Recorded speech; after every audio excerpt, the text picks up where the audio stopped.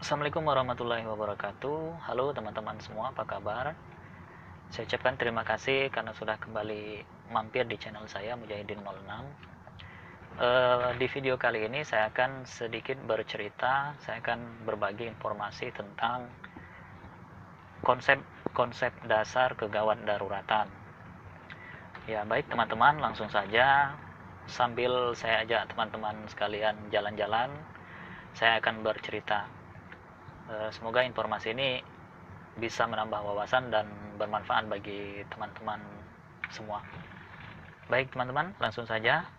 Semoga video ini bermanfaat.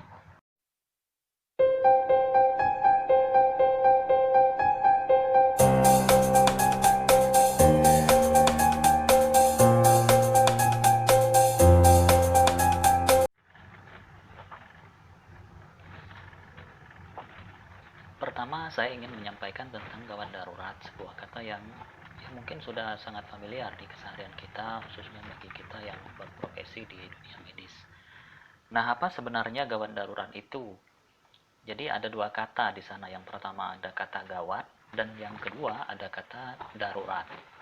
Gawat berarti kondisi yang mengancam nyawa, sedangkan darurat berarti kondisi yang memerlukan penanganan yang sifatnya segera. Nah, jadi istilah gawat darurat di sini berarti adalah satu kondisi yang mengancam nyawa yang harus mendapatkan penanganan dengan segera, karena apabila tidak segera ditangani, maka berpotensi untuk menyebabkan kematian. Contoh kondisi gawat darurat misalnya ada seorang yang makan buah durian, kemudian karena terlalu bersemangat, biji duriannya ikut tertelan. Kemudian nyangkut di tenggorokan dan membuat kesulitan dalam bernapas. Kondisi ini jika tidak segera ditangani, ya paling lama 10 menit kemudian orang yang tadi tertelan biji durian ini akan pamit. Contoh lain yang masuk dalam kondisi gawat darurat misalnya trauma berat, infak miokard, kemudian luka bakar, dan lain-lain. Nah, selain kondisi gawat darurat, ada juga kondisi yang sifatnya hanya gawat saja namun tidak darurat, misalnya kanker stadium lanjut. Kemudian ada juga kondisi darurat tapi tidak gawat, misalnya akibat musibah yang datangnya secara tiba-tiba tapi tidak mengancam nyawa dan anggota badan, seperti misalnya luka sayat yang dangkal. Nah, satu lagi adalah kondisi di mana tidak gawat dan juga tidak darurat, misalnya ulkus, TBC kulit, dan lain-lain. Selanjutnya teman-teman, saya ingin menyampaikan tentang triase.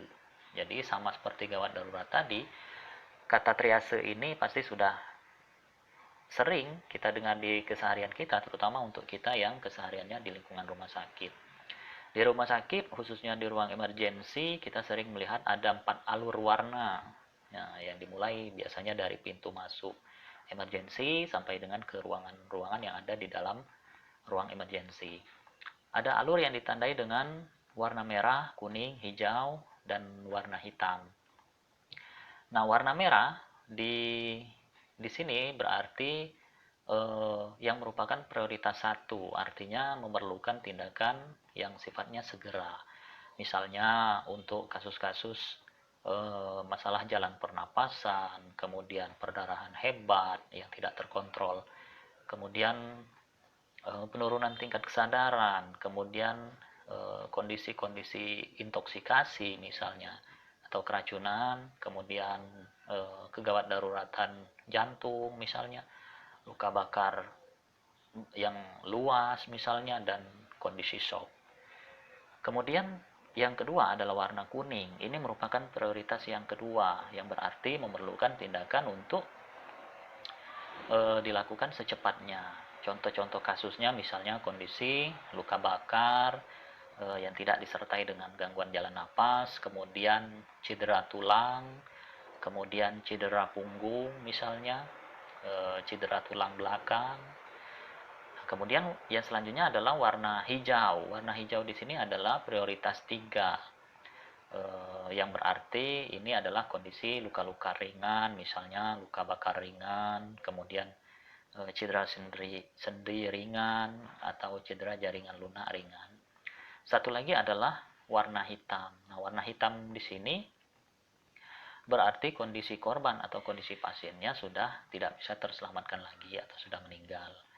Ini contoh kasusnya misalnya trauma berat yang kemungkinan untuk terselamatkannya tidak mungkin, seperti misalnya kepala yang putus, kemudian dada yang remuk dan lain-lain sebagainya. Nah, selanjutnya apa yang perlu kita kaji ketika kita menemukan orang yang mengalami cedera? Yang pertama yang harus kita lakukan adalah kita harus kaji bagaimana mekanisme cederanya. Misalnya korban terjatuh dari ketinggian 6 meter. Nah, yang harus kita kaji adalah bagaimana posisi jatuhnya. Apakah kepala dulu yang menyentuh lantai, atau kaki dulu, atau jatuhnya dalam posisi terlentang, atau posisi tertelungkup. Ini penting nantinya karena untuk menentukan kondisi cederanya. Jadi misalnya yang jatuh adalah kepala dulu, maka yang mungkin untuk mengalami trauma berat adalah pada area kepala. Nah, pembahasan tentang ini nanti akan dibahas secara lebih rinci di mekanisme cedera atau di biomekanika trauma. Kemudian penanggulangan penderita gawat darurat atau biasa yang disingkat dengan PPGD untuk mencegah kematian dan kecacatan itu ditentukan oleh beberapa faktor. Yang pertama adalah kecepatan kita dalam menemukan penderita gawat darurat. Misalnya ada kecelakaan bus yang berisi 50 orang, busnya terguling karena pecah ban. Nah, di sini kemungkinan besar seluruh penumpang akan mengalami cedera. Cuma mungkin yang membedakan ada yang cedera ringan, ada yang cedera berat. Nah, yang mengalami cedera berat tentu harus mendapat prioritas untuk segera ditangani. Nah, kemudian yang kedua adalah kecepatan dalam meminta pertolongan. Ini juga penting karena di lapangan itu tidak ditunjang oleh sarana prasarana, alat-alat, kemudian obat-obatan yang memadai. Sehingga perlu kita untuk meminta pertolongan untuk segera ditangani di tempat yang lebih memungkinkan.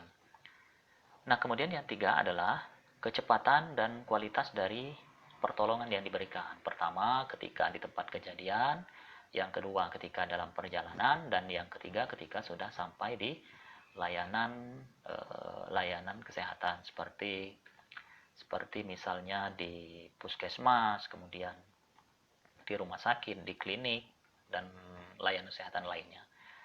Kemudian survei awal. Nah, survei awal di sini adalah pengkajian yang dilakukan untuk kita menentukan masalah yang mengancam nyawa.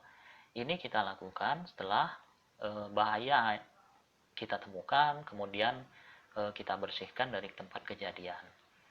Apa yang kita lakukan yaitu melakukan pemeriksaan terhadap respon korban yang mengindikasikan tingkat kesadaran korban. Kemudian respon kesadaran itu ada yang kita kenal dengan alert, yang berarti dia sadar penuh, yang ditunjukkan dengan kemampuan dia untuk membuka mata secara spontan, kemudian bisa menjawab secara benar dan bisa menggerakkan anggota tubuh apabila kita perintah. Nah, kemudian voice, yang berarti dia berespon setelah kita berikan rangsang suara. Misalnya kita tanyakan, Pak, siapa namanya? Namanya Ahmad. Kemudian kita tanya pulang kemana? Pulang ke Jakabaring misalnya. Dan selanjutnya ada pain, yang berarti dia berespon terhadap rangsang nyeri. Dan yang keempat ada unresponsive, jadi dia tidak berespon sama sekali. Kita berikan rangsang nyeri tidak berespon, kita berikan rangsang suara dia tidak berespon. Nah, jika orang tersebut berespon, maka segera kita lakukan tindakan survei kedua untuk mencari cedera-cedera yang tersembunyi. Jika korbannya tidak berespon, maka segera kita lakukan tindakan untuk membuka jalan napas. Kemudian airway, breathing, dan sirkulasi. Ya, sama seperti gawat darurat, triase ini juga sudah mungkin sering sekali kita dengar di keseharian kita. Airway, ya, membuka jalan napas menggunakan teknik. Nama tekniknya adalah Ethyl Chin Lift atau menengadahkan kepala dan mengangkat dagu. Dan yang kedua breathing, setelah jalan napasnya dibuka dan dibersihkan, kemudian dilakukan pemeriksaan pernapasan dengan menggunakan tekniknya adalah teknik look, listen, and feel. Lihat, kita dengar, dan kita rasakan. Tidak lebih dari 10 detik untuk memastikan ada atau tidaknya napas dengan menggunakan teknik ini. Kemudian yang ketiga, circulation. Setelah diberikan 2 kali nafas efektif, segera kita periksa sirkulasi. Nah, kita cek nadi karotis. Kemudian dalam melakukan pemeriksaan ini, usahakan jangan lebih dari 10 detik. Nah, untuk airway dan breathing itu dilakukan di lokasi kejadian. Sedangkan sirkulasi itu bisa kita lakukan sepanjang transportasi ke rumah sakit. Nah, kemudian upaya pelayanan transportasi penderita gawat darurat. Tujuannya apa? Yang pertama adalah untuk memindahkan korban atau penderita gawat darurat dengan aman tanpa memperberat kondisinya ke sarana kesehatan yang memadai. Apa sarana transportasi yang kita perlukan? Yang pertama adalah kendaraan pengangkat, kemudian peralatan medis dan non-medis, kemudian petugas dan obat-obatan. Apa syarat yang harus dipenuhi untuk melakukan transportasi penderita gawat darurat? Yang pertama, sebelum diangkat, jika ada gangguan kardio, ada gangguan pernapasan, harus sudah ditangani terlebih dahulu. Jika ada perdarahan, harus dihentikan.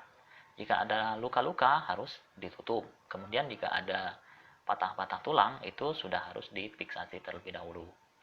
Kemudian selama di perjalanan itu harus kita perhatikan kesadarannya, pernapasan, tekanan darah, denyut nadi, keadaan luka, itu harus kita perhatikan selama perjalanan. Kemudian survei kedua, apa itu tujuannya? Yang pertama adalah untuk mengetahui adanya cedera yang tidak mengancam nyawa atau masalah yang mungkin tersembunyi tapi berpotensi untuk mengancam nyawa. Nah, pemeriksaan ini bisa dilakukan saat survei awal telah dilakukan dan tidak ada lagi masalah yang mengancam nyawa. Apa pemeriksaan yang dilakukan? Meliputi wawancara untuk mencari data-data subjektif, kemudian pemeriksaan fisik, head to toe, yang meliputi inspeksi, perkusi, palpasi, auskultasi, kemudian kita cek tanda-tanda vital, tekanan darah, nadi, tingkat kesadaran, kulit, pupil, itu kita cek di survei kedua. Kemudian pemeriksaan tingkat kesadaran, ya GCS, Glasgow Coma Scale. Ya. Apa saja yang dinilai? Yang pertama adalah kemampuan membuka mata. Jadi ada 4 skornya, jika dia spontan skornya 4, kemudian apabila kita dengan suara skornya 3, dengan rasa nyeri skornya 2, dan ketika tidak berespon skornya 1. Kemudian yang kedua adalah respon verbal. Ketika orientasinya baik, maka skornya 5. Ketika dia bicara tapi bingung, maka skornya 4. Kemudian ketika kata-kata yang diucapkan tidak sesuai, maka skornya 3. Jika yang keluar hanya suara-suara saja tapi tidak jelas, maka skornya 2. Dan ketika tidak ada respon sama sekali, maka skornya 1. Dan yang ketiga adalah respon motorik. Nah, ketika mengikuti perintah, maka skornya 6. Ketika kita berikan rangsang nyeri, baru dia melokalisir, maka skornya 5. Kemudian apabila ada refleks menghindar, maka skornya 4. Ketika ada fleksi abnormal, skornya 3. Ekstensi abnormal, skornya 2. Dan ketika tidak berespon sama sekali, maka skornya 1. Nah, tingkat kesadaran yang baik adalah skornya 15, yang diartikan bahwa pasiennya atau korbannya sadar penuh atau kompos mentis. Baik teman-teman, untuk di video pertama kali ini mungkin itu saja yang bisa saya bagikan ke teman-teman sekalian. Insya Allah nanti akan kita lanjutkan dengan video-video lain. Jangan lupa bagi teman-teman yang belum subscribe channel ini agar di subscribe agar channel ini terus berkembang dan saya bisa terus memberikan informasi yang bermanfaat bagi teman-teman semua. Jika ada pertanyaan-pertanyaan, langsung saja tuliskan di kolom komentar. Sampai jumpa di lain waktu. Jangan lupa untuk tetap menjaga kesehatan dengan menggunakan masker jika keluar rumah, kemudian cuci tangan dan jaga jarak. Sampai jumpa di lain waktu. Assalamualaikum warahmatullahi wabarakatuh.